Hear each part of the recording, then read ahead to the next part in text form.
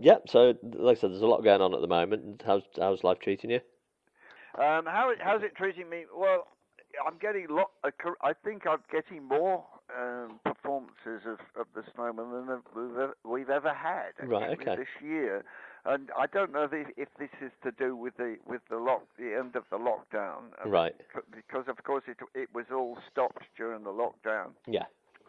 and I was at the theatre for the first night on Saturday. And the the afternoon performance absolutely sold out, Right. and it was wild enthusiasm Wow, okay. to see it come back, I guess.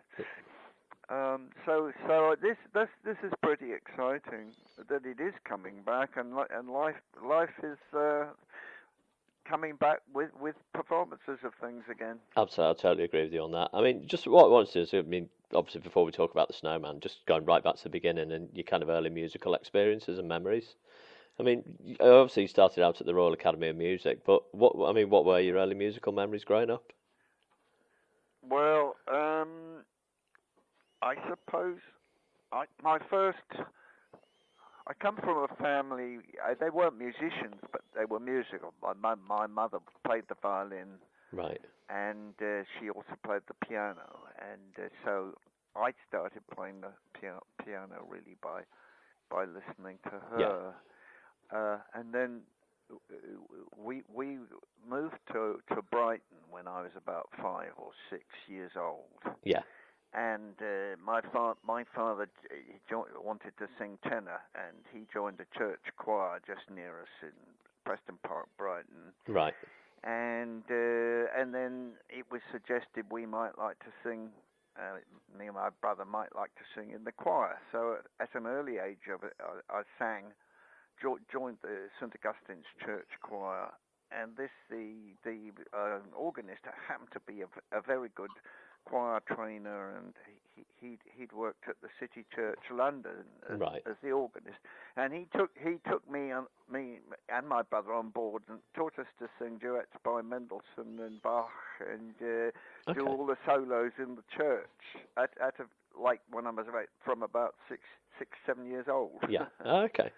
So that was, and then from there. I sort of wanted to play the organ, and I asked if he'd teach me, and he later did. And that led me to getting piano lessons as well by a man with a lovely name, Bonnie Churcher, who old boy down in Brighton, and he was quite funny, and he realised I got a talent, but he gets. And I remember I took him in a composition. Actually, I'd written a march when I was about 9 years old. I'd written a march, and I'd written it all out in ink. Wow. I don't know how I knew how to do it, but I did. I took it in, and I said, "I've written this march." He said to me, "You mustn't lie, Sonny. It's very, very wrong to lie. You couldn't possibly have written that." Right. Well, I said, "I did write it."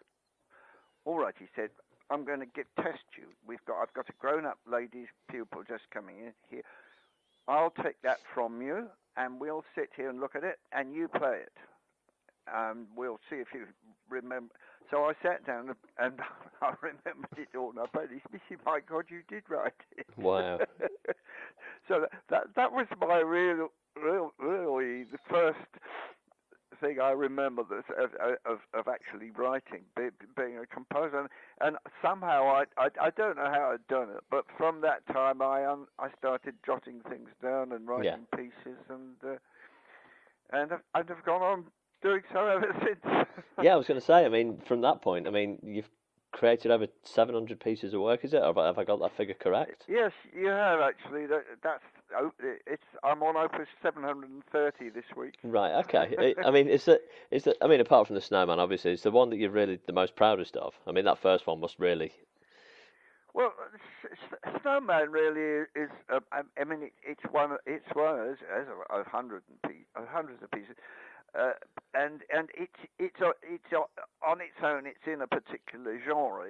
It's animated film, Yeah. And I've done a number of animated films, and I was always, when I was young, I was fascinated by Disney, Yeah. Okay. and always thought I'd love to do that.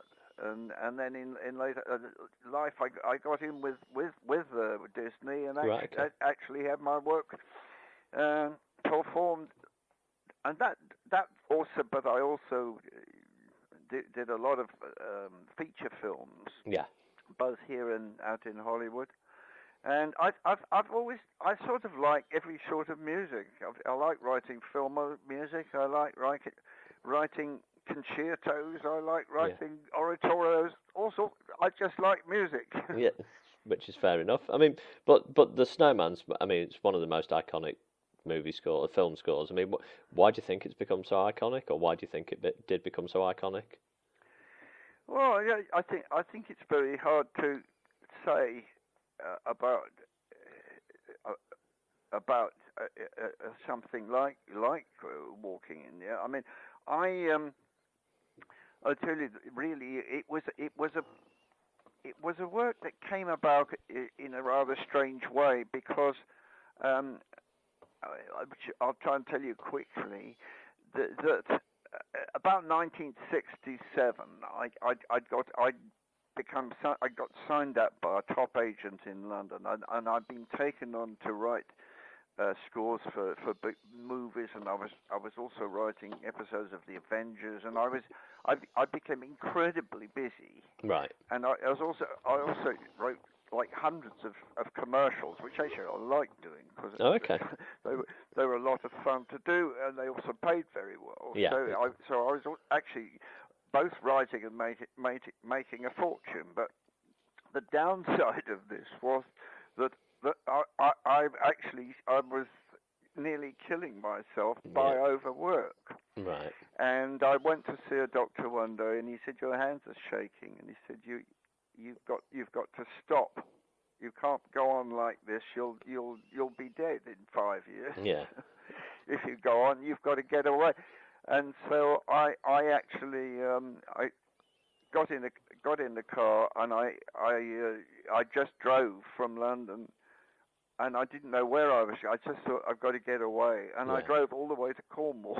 Oh, Which okay. is a very long drive. And I arrived at Dortmund, and I saw this beach hut on the top of a sand dune, and I thought, that's great. I'll see if I can rent it. Yeah. So I rented this beach hut for 3 months. It wasn't in the summer; it was in February. No. They were most surprised I wanted to rent it, but I said, "Has it got?" I said, "It's got a one bar electric fire," and I said, "That'd be fine." So I stayed in this hut, and I rethought my life, and I thought, I want to write music that I really want to write, not really for. I don't want to go and writing commercials for the rest of my life. Yeah. I want to write really good music, and this was a turning point for me. And I thought, I don't know, I want to write a symphony, and I want maybe call it something like a symphony of peace, because and I need a tune to start it. Right. And just before I actually wrote walking along the beach one morning. I wrote the tune of Walking in the Air as the opening for a symphony, and to express like perfect peace and happiness. And I got back to London anyway. Soon after I got back to London, I changed my life around. But I was back writing for various things. I wrote a film for Ridley Scott, and I wrote both films and television things, but also concert works. And I started writing things like string quartets and piano duets and pieces for tuba, all sorts of things. And I was very happy. And then I hadn't put words to Walking in There, and I tried to place it, but I tried to place it as a choral piece. It didn't seem to work, and various things. And then 10 years after that, in 19 1981, Right. I happened to go into an animation studio. They'd made the big film for the Beatles. I can't think what it's called at the moment. Anyway, and they'd done that, and the owner of it, John Coates, his name was, and it's television cartoons, and he said I've just been off. I've got a tiny little 7-minute a demo for an idea called the Snowman. I just got still pictures, and they're rather nice pictures. And he said, I don't know if you could do anything with it. And I looked at it, and I looked at it, and I said, that picture of the snowman and the boy flying, I said, that is absolutely magic. Yeah. And I'd like to write something for you for that. And I went home, and I wrote a demo of it of the 7 minutes. Okay. And I went back to John, and I said, I think I would love to make a whole film with nothing but music, and I think it would work. Yeah. On this and maybe use this. I've got this. I had the song "Walking in the Air" on this little 7 minutes, just for piano, and I think this would be the tune of it. And I said, there's a place right next door to us here. There's a new company opening called Channel 4, opening tomorrow. By an incredible coincidence. And so John said, "Oh yes," he said, "I know the Jeremy, his name Jeremy. I know, I've met him. Yes," he said, I could show it to him, see if he was interested. Anyway, he went into Channel 4, and they decided, yes, they would make it as a half-hour film with no music, and that was an unbelievable sort of accident or happening.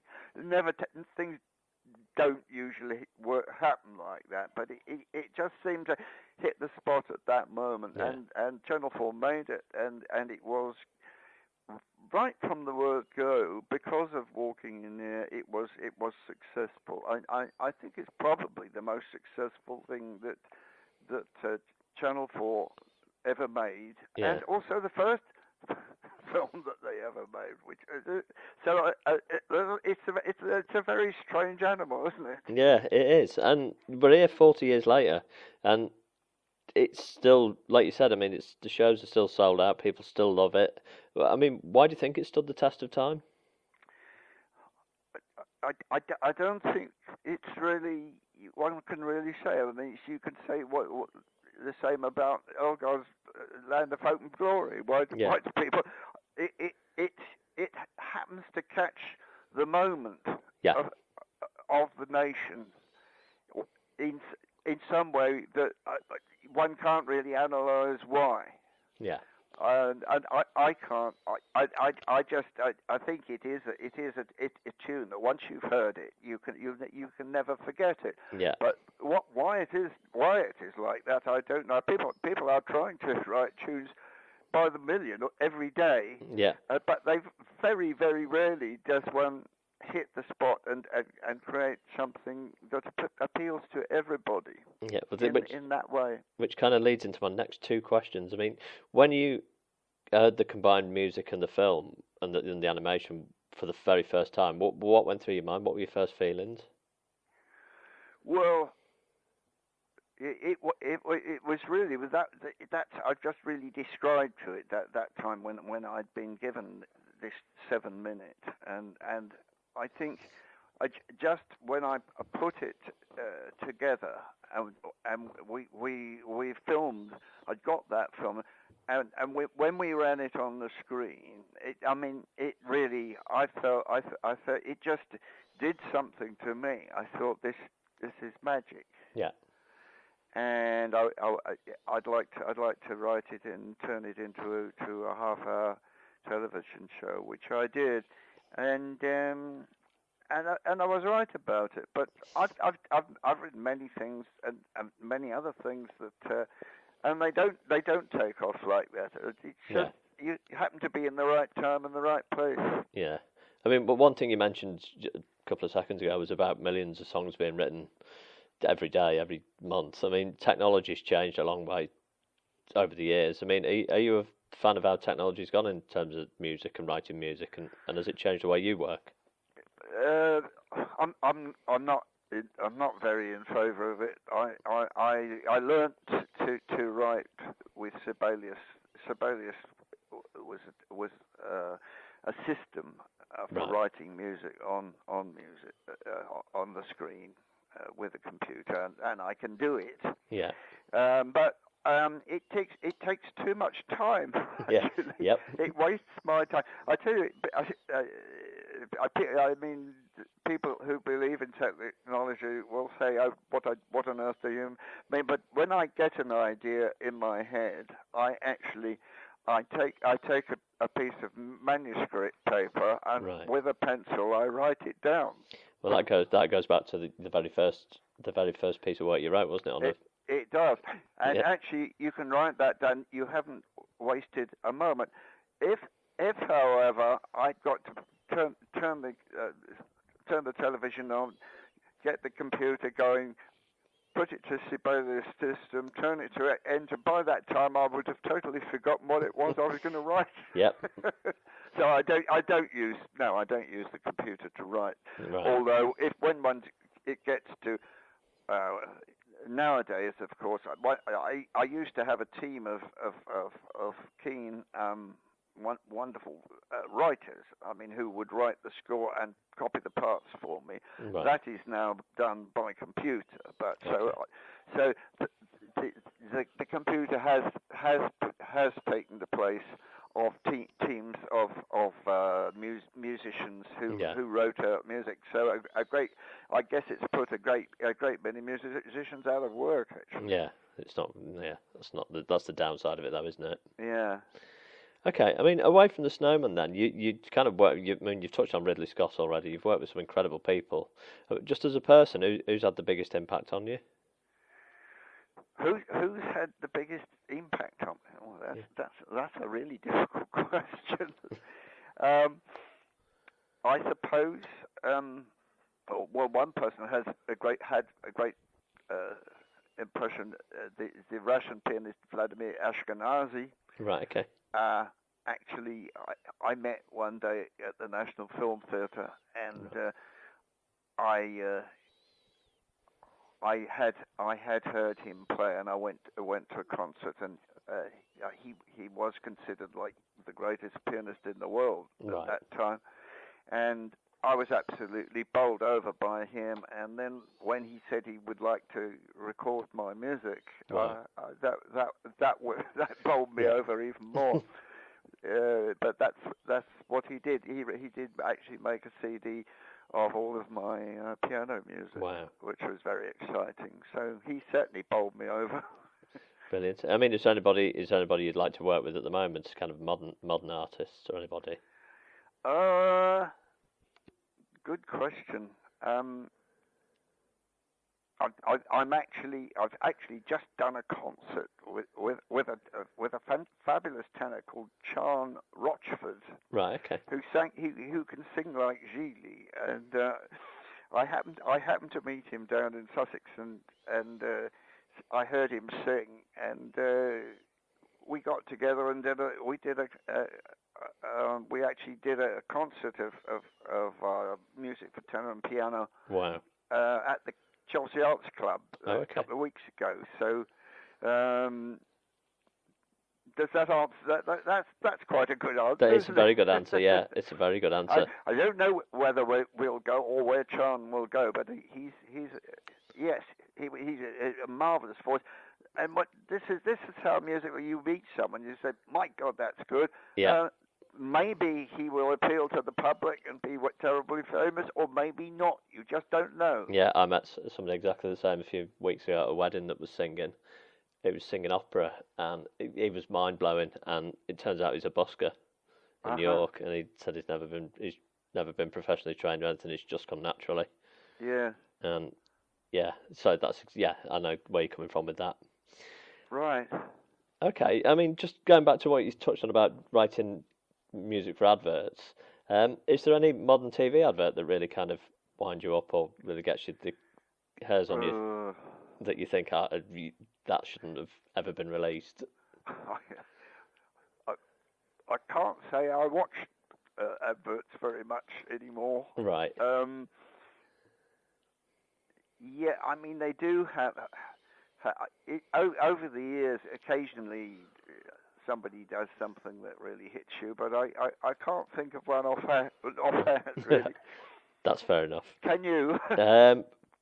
Probably the same answer as you've just given. I don't watch a lot of TV, and they tend to generally get skipped through if they come on. Well, that's true. I think they don't seem to be. They're not nearly as complicated or as interesting as they used to be. No. I think. No. And they're shorter. When I was doing them, like back in the late 60s, early 70s, they could be anything up to 1 minute long, and they became really little stories in their own right. And all the great film directors, they all worked in I didn't know that. in commercials at that time. And right. So for me, that period, I could have told you pretty well about every cartoon and every advert going, but now I don't think I could tell you about one. No, I couldn't. They tend to get skipped through when they come on, which is, I suppose, the beauty of modern technology is you can skip through adverts. Yes, yeah. So, okay, just to finish off then, I was just going back to the Snowman. I mean, it's obviously a tale about a boy whose snowman comes to life. If you were that boy, where would you go for your adventure? Ah. Well, I think I remember when I was young, I always wanted to go to the middle, like sand dunes. Oh, okay. I think the thing that, and I can remember one was as a small boy thinking, wouldn't it be wonderful to go to Cornwall and down on the coast? Yeah.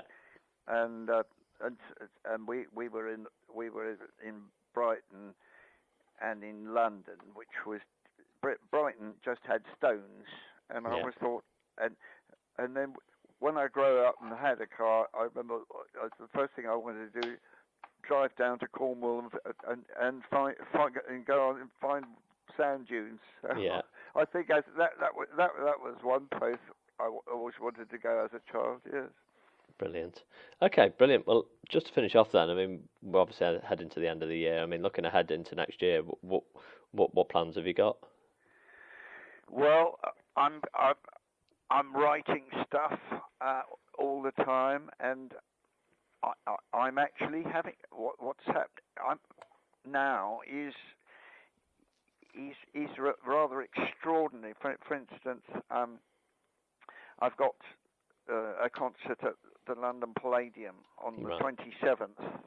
I'm sitting here with my diary, and then this week I'm going to Germany for 3 days, and I'm doing a concert in Koblenz on Friday the 25th, and I fly back, and then I'm at the London Palladium on the Sunday. Wow. Okay. And so and then I go on, and then I see the Gâteau Chocolat and the BBC Concert Orchestra, and I say, wow. What's that? It's at the Royal Albert Hall on the next Saturday.